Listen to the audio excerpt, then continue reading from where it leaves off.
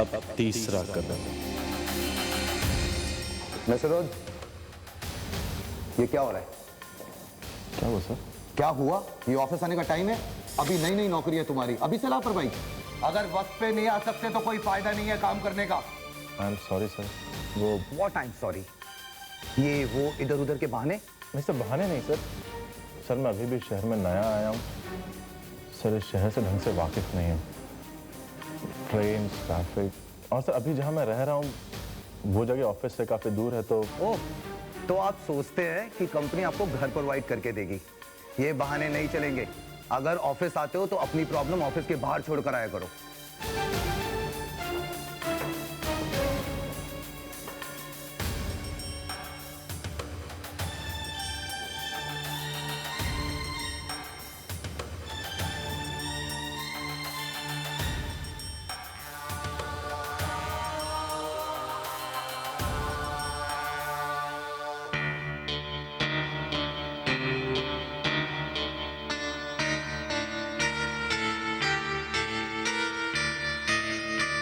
Sir आपने बुलाया? हाँ बेटा,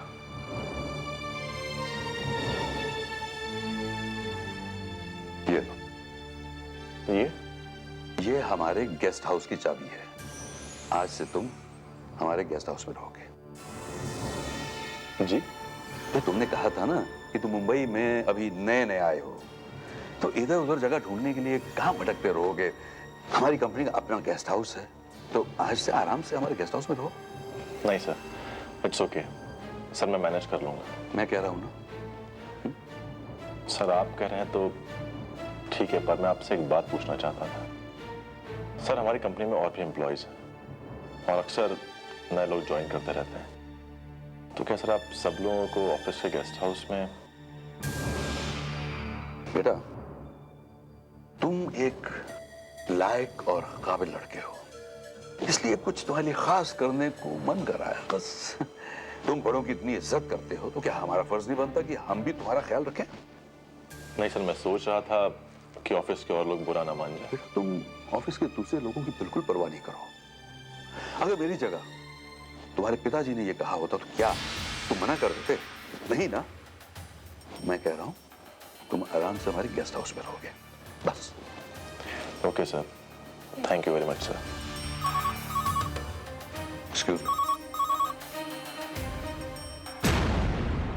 इतने सालों की कमी इतनी जल्दी पूरी नहीं कर सकते तुम वीरेंद्र रायजादा। ये छुप छुप कर मुझ पर मेहरबानियां कर अपने पापों का प्रायश्चित करने की जो कोशिश कर रहे हैं, उससे मेरे मन में भरा गुस्सा कम नहीं हो जाएगा।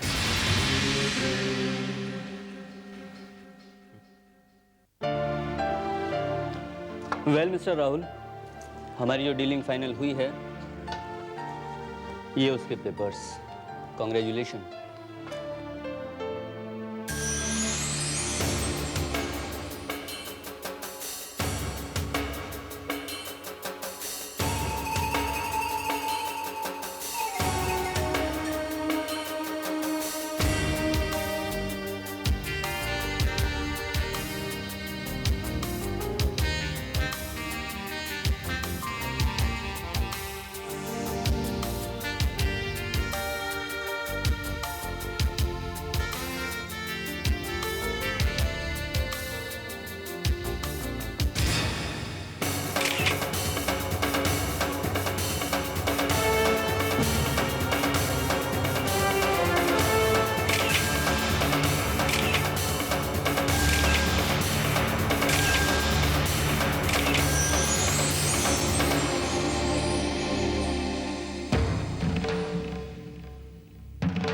मिस्टर राहुल मल्होत्रा, तुम्हारे बुरे दिन शुरू हो गए। रायजादा खानदान से जुड़कर तुमने जितनी ऐश करनी थी कर ली।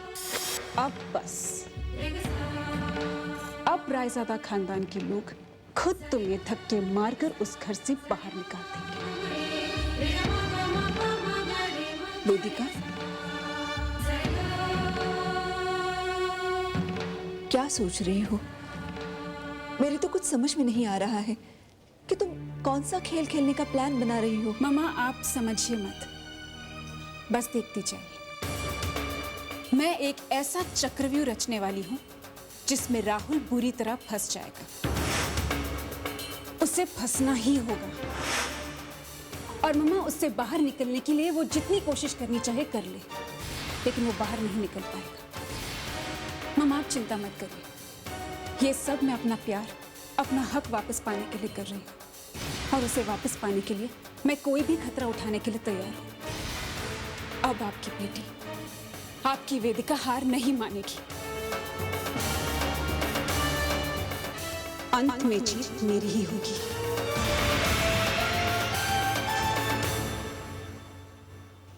Shall we start meeting? Antarsh, you ready? Yes, Dad. May I come in, sir? Come in, Rudra. Meet my sons. Antarsh, Hello, sir. Hi. Dhruv. Hello, sir. So, gentlemen, आज की इस बोर्ड मीटिंग में अंतरिक्ष अपना एक plan present करने वाले हैं। इन्होंने 2 महीने की रिसर्च के बाद अपना एक एम्बिशियस प्लान बनाया है हमारी कंपनी की डाइवर्सिफिकेशन और ग्रोथ के लिए। Dad, shall we start the meeting? Of course. Okay.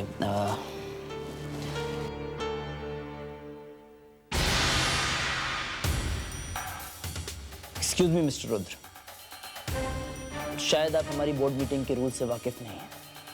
ये मीटिंग सिर्फ बोर्ड मेंबर्स के लिए है, तो I think you should leave. Rudra, बैठो। इनफैक्ट रुद्र को मैंने ही बुलाया।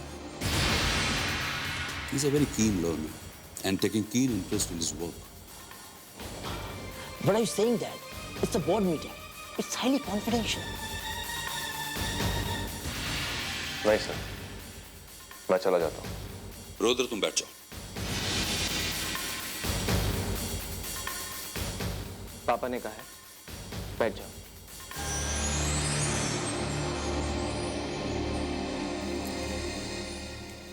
अंतरिक्ष, can we start? Yes, Dad. Gentlemen, I have a proposal for the company. आज के इस ग्लोबलाइजेशन के ज़माने में I think it's high time we should expand our export market. मुझे ऐसा लगता है कि हमें अपने एक्सपोर्ट मार्केट पर कंसंट्रेट करना चाहिए।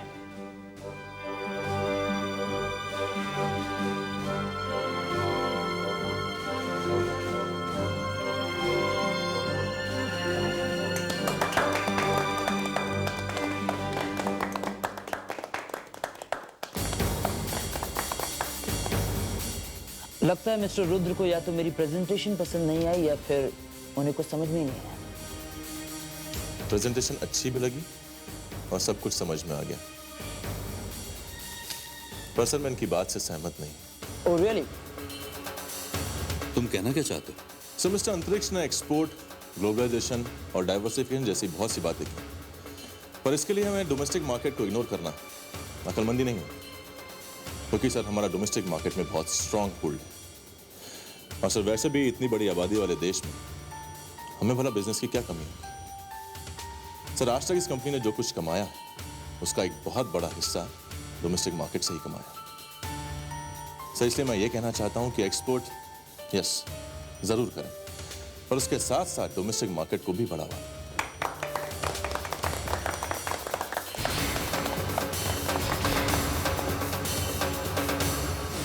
This is ridiculous. डैड, एक तो आपने उसे बोर्ड मीटिंग में बैठने की इजाजत दी और उसके बाद उसकी बातें सुनकर आपने मेरी मेहनत, मेरे प्रपोजल को रिजेक्ट कर दिया। आखिर उसकी इतनी हिम्मत कैसे? इसमें हिम्मत की क्या बात है बेटा? उसने भी तो हमारे बिजनेस की भलाई की बात की है ना। I think you right. Rudra ने जो कुछ भी कहा भैया की प्रेजेंटेशन में गलती निकालने के लिए नहीं कहा। इनफैक्ट रुद्र ने जो कहा उसमें हमारी कंपनी की भलाई ही है। अमेजिंग। वो आया तो हमारी बोर्ड मीटिंग में कुछ सीखने के लिए था और हम सबको ही कुछ सिखाकर चला गया। तुम ऐसे क्यों रिएक्ट कर रहे हो बेटे?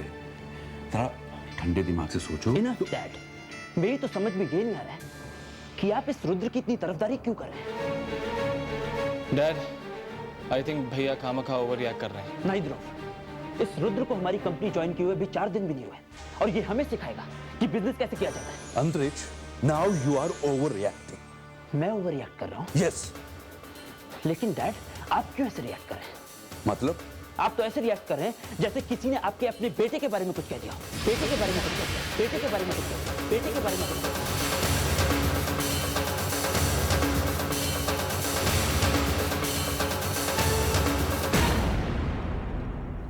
अंतरिक्ष रायजादा तो बाप का जरा सा प्यार बटते नहीं देख पाया। क्या हाल हो गया बेचारे का।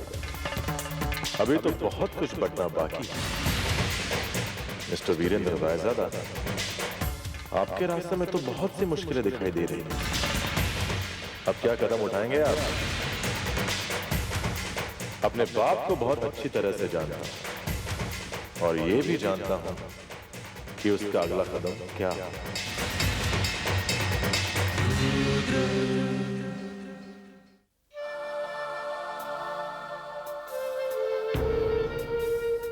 अपने अतीत और आज के दोराहे पर खड़ी दिखाई दे रही है जिंदगी। रुद्र की तरफ मेरा झुकाव मेरा अपने बेटे के लिए प्यार है या मेरे मन पर पड़ा हुआ बोझ मुझे प्रायश्चित करने के लिए कह रहा है? अगर मेरे अतीत की परछाई मेरे आज पर पड़ गई तो मेरी बनी बनाई गृहस्थी, मेरा परिवार बिखर जाएगा और मैं वो देख नहीं पाऊंगा। मैं क्या करूं? कुछ ना कुछ तो सोचना ही पड़ेगा। पापा, ध्रुव, पापा क्या सोच रहे हैं आप? डैड, अंतरिक्ष भैया की बातों को लेकर आप इतना डिस्टर्ब क्यों हो रहे हैं? डैड, आपने जो किया, आपने जो कहा, सब ठीक था और आपकी हर ठीक बात में आपका बेटा ध्रुव आपके साथ है।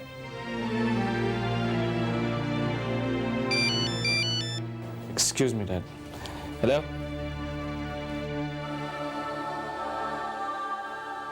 मुझे मेरे बेटे गलत न समझे और ये साथ, ये प्यार हमेशा बना रहे, उसके लिए मुझे जल्द ही कोई कदम उठाना होगा। बैंक से आया था मैम, एक छोटी सी प्रॉब्लम है। मिस्टर राहुल मल्होत्रा ने अपने पर्सनल अकाउंट में से 5 करोड़ का चेक इश्यू किया है कैश विड्रॉल करने के लिए। 5 करोड़ का चेक? यस मैम, पर एक जगह काट कर कुछ दोबारा लिखा गया है, वहाँ पर हमें सिग्नेचर चाहिए थे। राहुल को इतना सारा कैश? अब जस्ट अ मिनट।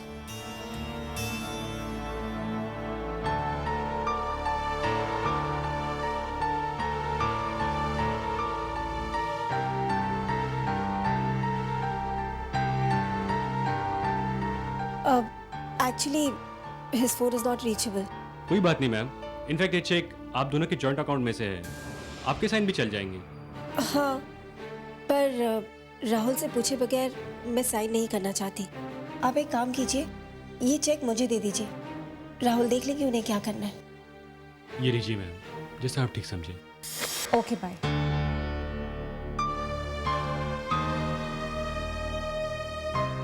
मम्मा, तारा ने चेक पर साइन नहीं किया। करती भी कैसे? 5 करोड़ का मामला जो था। इस वक्त तारा के दिमाग में, उसके दिल में बहुत सारी बातें घूम रही होंगी। 5 करोड़? राहुल को इतने सारे पैसे क्यों चाहिए? क्या बात हुई होगी कि अचानक इतनी बड़ी जरूरत आ पड़ी और हमारी जॉइंट अकाउंट से पैसे निकल रहे हैं? तो इस बारे में कम से कम मुझे पता होना चाहिए, पर राहुल ने भी मुझे कुछ नहीं बताया। अब 5 करोड़ रुपए उन्हें किसे देने होंगे? ये सब क्या हो रहा है? Very good. अब तारा राहुल को कटघरे में खड़ा कर देगी और उस पर अपने सवालों की बरसात कर देगी। बेचारा राहुल, मम्मा वो तो एकदम घबरा ही जाएगा। सोच रहा होगा कि ये सारे खेल के पीछे किसका हाथ है, लेकिन वो कभी जान नहीं पाएगा। उसे तारा के सवालों का जवाब देना ही होगा। लेकिन मम्मा, वो जवाब क्या देगा? उसके पास तो कोई जवाब है ही नहीं। बेचारा राहुल, फंस गया। जरूरत क्या थी आपको इतने सारे पैसों की? बोलिए, आपको किसी को पेमेंट करनी थी या फिर आपने कोई नई प्रॉपर्टी खरीदी है? What is it? कह तो दिया तारा, मुझे ऐसा कुछ नहीं करना था। कुछ नहीं? अच्छा,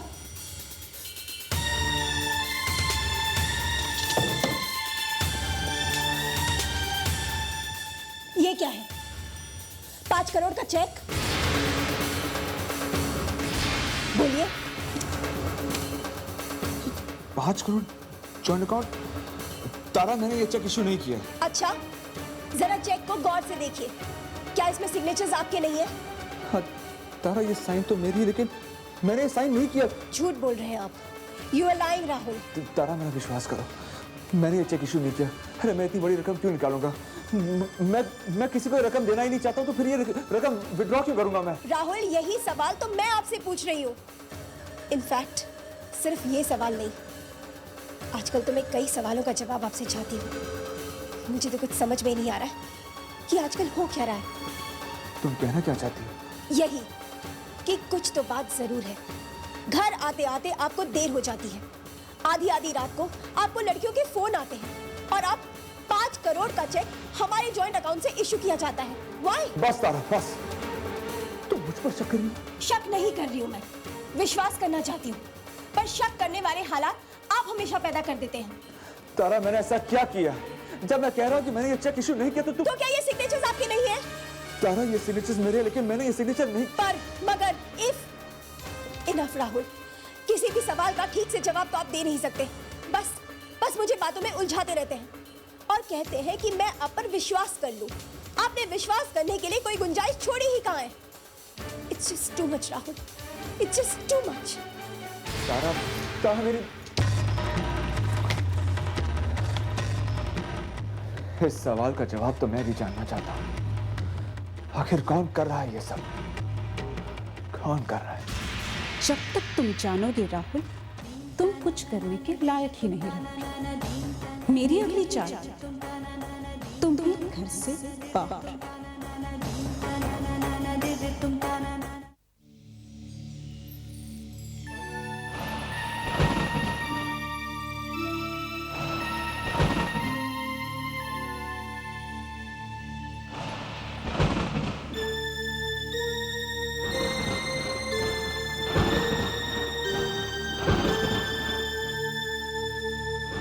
रुद्र,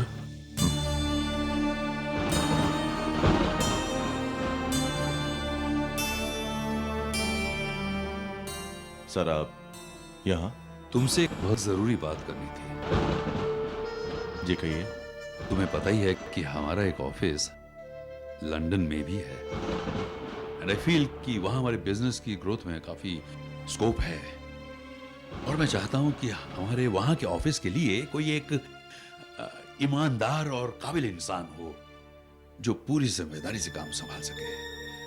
और वो दोनों खूबियां, दोनों गुण मुझे तुम में दिखाई देते हैं। मैं चाहता हूं तुम लंदन जाओ और वहां हमारा ऑफिस संभालो।